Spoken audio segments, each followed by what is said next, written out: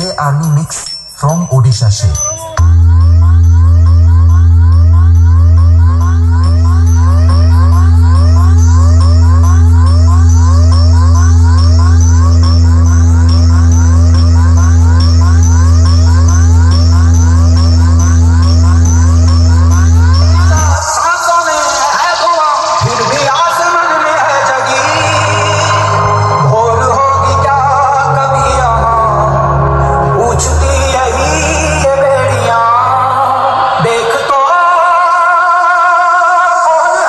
DJ Army present Odisha से।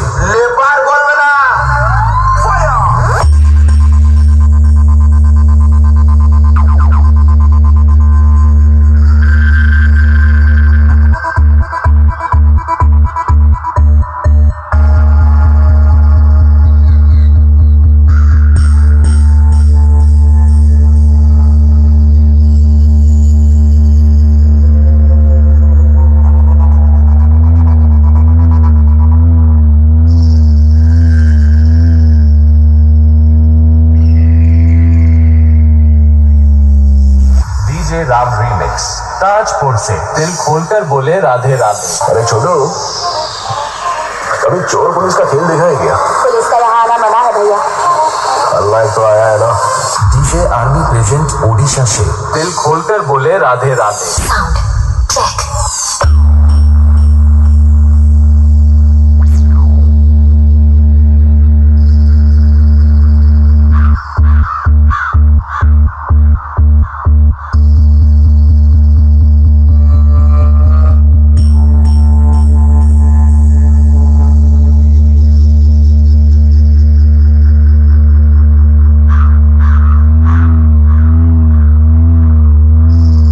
আপনাদের সামনে ডিজে আর্মি প্রেজেন্ট ওডিশা সে শুরু করতে চলেছে ডিজে রাম রিমিক্স এর এক নতুন ধরনের সাউন্ড টেস্টিং গান। আপনারা গানটি উপভোগ করুন। প্রথমে আমরা ভোকালটা শুনে নেব। যে পথ করে রাবণ সে তোরা দেখে মুখে চেনা সব কিছু নিজে ছোকাবে দাম করুণা ভয় মুখে করো সেরা।